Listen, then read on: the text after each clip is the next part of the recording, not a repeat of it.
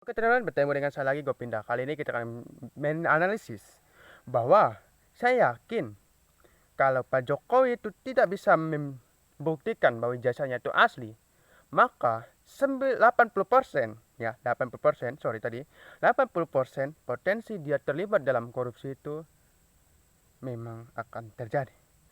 Analisisnya gini, sederhana aja. Kalau orang tidak bertanggung jawab pada hal kecil, maka potensi dia dalam hal besar juga mungkin tidak akan bertanggung jawab.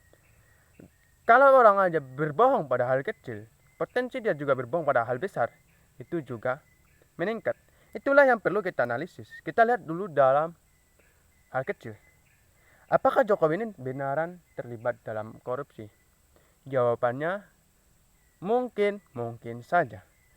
Kenapa? Kita lihat saja probabilitas keaslian dia, ya. Kita lihat probabilitas seberapa jujur dia dalam hal-hal kecil. Karena untuk menilai orang lain itu bukan tentang hal besarnya, tapi kita lihat itu dari hal-hal kecilnya dulu.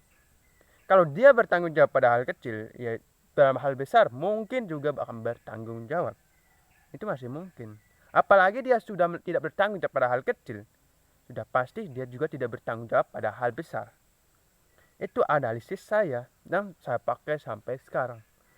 Apa yang perlu kita perhatikan tentang potensi Jokowi terlibat dalam korupsi ini adalah kalau benar ijazahnya ini palsu dan ini memang dia sembunyikan dalam 2 periode yang sangat-sangat cukup lama, maka potensi dia terlibat dalam korupsi itu memang terbuka lebar sekali. Terbuka lebar. Menurut analisis saya, itu 80% dia terjebak dalam korupsi. Apakah ini betul? Itu kita lihat saja nanti pembuktiannya. Bukan berarti dia itu tidak terlibat, tidak. Itu yang gue analisis adalah secara pemahaman saya, secara cara saya menganalisis. Saya yakin bahwa memang kalau betul Pak Jokowi ini terlibat dalam hal-hal kayak gitu, ya itu dilihat dari hal kecil aja dulu. Kita lihat aja apakah dia akan bertanggung jawab sampai akhir untuk tentang kasus ijazahnya ini. Kita harap aja Jokowi itu tidak terlibat dalam korupsi. Kita harap. Tapi kita lihat juga datanya, dan selama ini Pak Jokowi itu sering sekali berbohong. Apakah itu bagus? Jawabannya tidak. Semua bisa kita analisis dari data. Kita ada track recordnya. Apa yang dia janjikan, apa yang pernah dia katakan, kalian analisis saja sendiri. Kalian beri nilai saja sendiri. Kalian lihat saja probabilitas kemungkinan dia terlibat dalam korupsi. Dan banyak sekali orang-orang yang pernah tertangkap itu ingin Pak Jokowi juga diperiksa. Tapi apa ya? Itu tidak terjadi. Dan gue yakin ya, orang yang tertangkap korupsi aja menyuruh siapa, aku lupa namanya. Tapi itu kalian bisa cek aja ya di YouTube itu masih banyak bersebaran.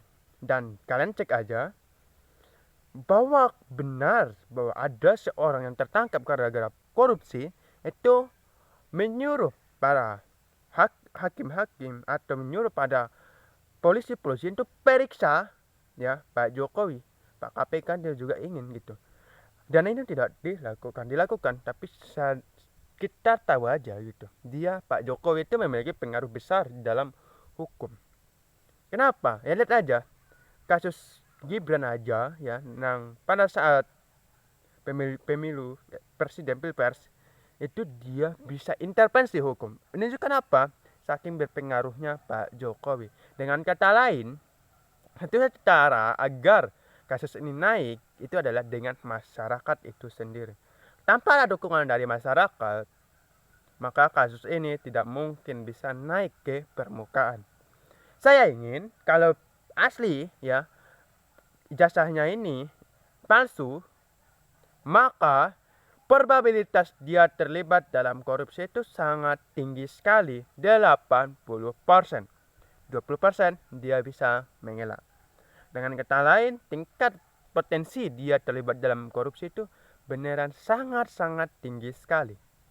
Oleh sebab itu, saya mohon ini benar-benar harus dianalisis dan harus dinilai secara analisis saya juga. Ini tidak pasti gitu ya. Tapi saya lihat secara probabilitas. Itu aja yang gue analisis. Berarti cara kita itu melihat itu dari hal kecil. Dan saya mohon ini benar-benar harus dilakukan. Saya ucapkan terima kasih.